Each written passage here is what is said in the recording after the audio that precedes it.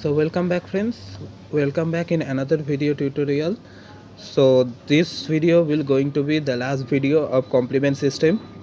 So here today I have sorted 3 MCQ questions from complement for you and also an extra concept from the complement system. So let's get started. So first thing is, effector functions of complement include all the following except. So I have already told you about the important function of complement. So complement can attract phagocytes to the site of infection. Yes, this is correct.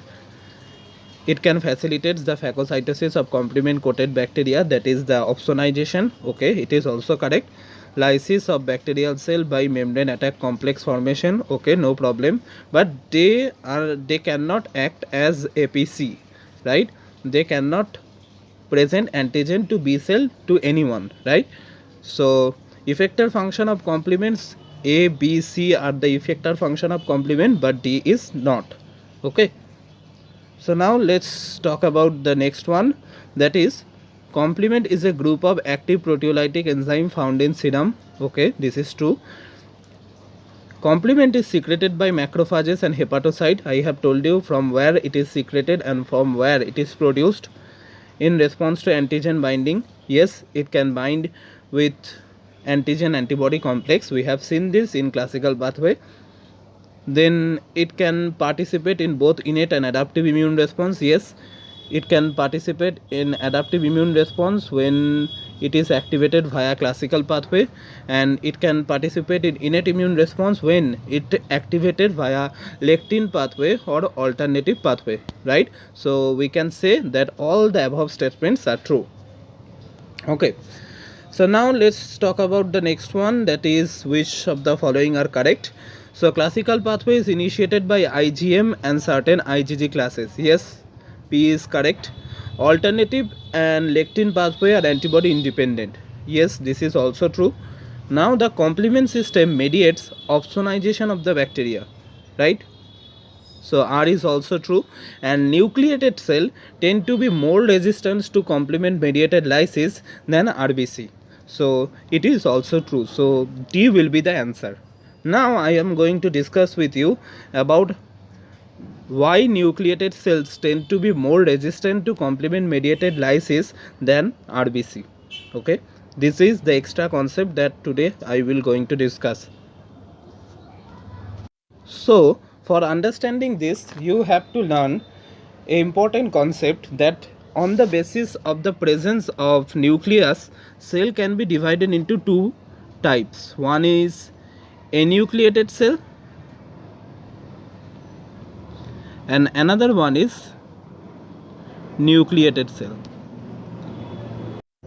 Now it is very clear that enucleated cell will lack nucleus and nucleated cell will have nucleus. So the example of enucleated cell is RBC. Okay, so remember, for lysis of nucleated cell, complement have to form multiple number of membrane attack complex. Okay, on the other hand, enucleated cell can be lysed by a single MAC. Okay, that means lysis of nucleated cell requires formation of multiple membrane attack complex. On the other hand, single MAC can lyse a nucleated cell, that is the red blood cell, for example. Okay, so now the question is, why complement system can also want to lyse the red blood cell, or why red blood cell are in danger to complement cell or to complement proteins.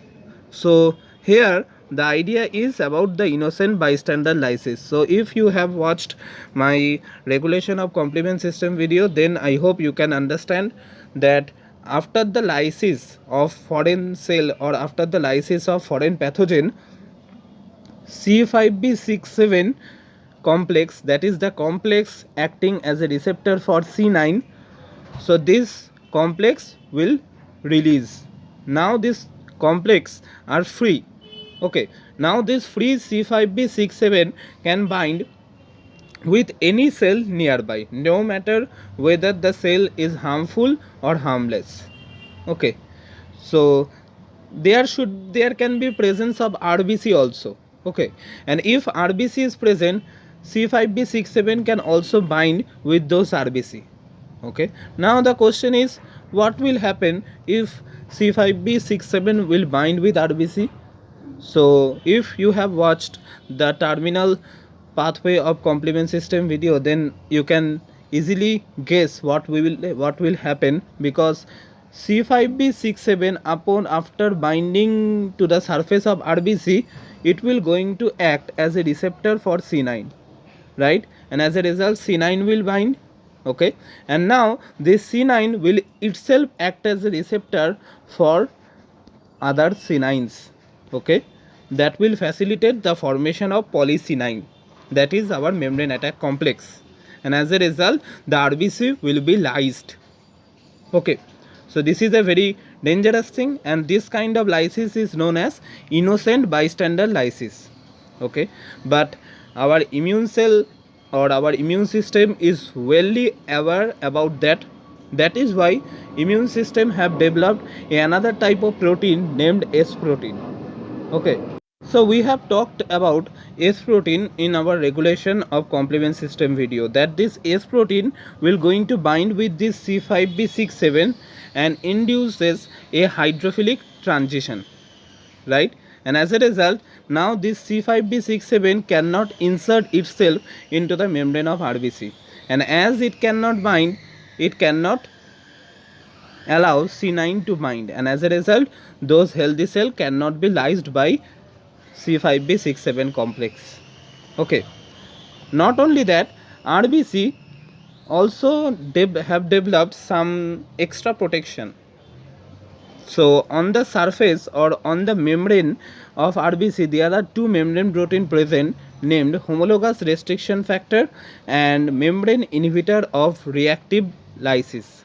Okay, so these two protein will going to block the terminal sequence that going to form the MAC. That means they will going to block the C5b67, and as a result they can protect the RBC from non-specific complement mediated lysis. Okay, so I hope you have understood that for enucleated cell, as here formation of one MAC is enough for its lysis, that is why enucleated cell have developed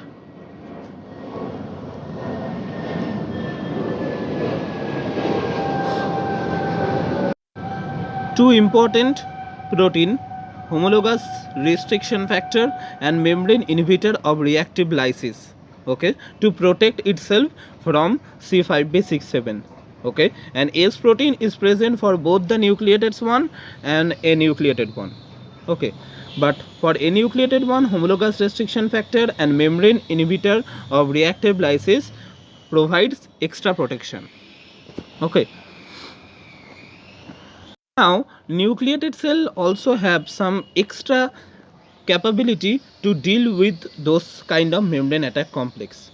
So this extra capability is nucleated cell can endocytose the MAC. Okay, and now most of the cancer cells are nucleated cells. Okay, so now that is why the phenomenon of innocent bystander lysis itself can be a potential weapon against cancer, but it rendered ineffective unfortunately due to the special capability of nucleated cell, that is the endocytosis of the MAC. Okay, that is quite an unfortunate thing. So another important thing, let's consider that, okay, C5b67 bind with a healthy cell and C9 also bind, but they immediately dissociate. Okay, that means they remain binded with the healthy cell for a very little period of time.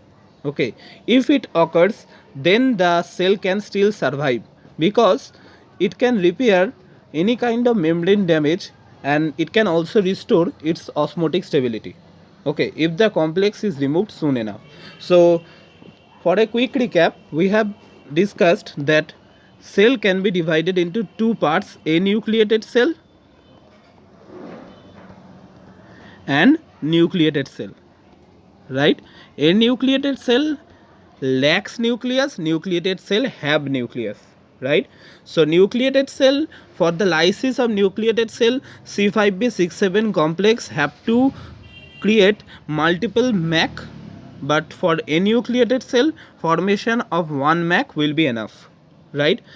Enucleated cell have S protein, enucleated cell have homologous restriction factor, enucleated cell have MIRL, that is membrane inhibitor of reactive lysis. These three proteins together involved in protection of enucleated cell from innocent bystander lysis. On the other hand, nucleated cell have S protein, right?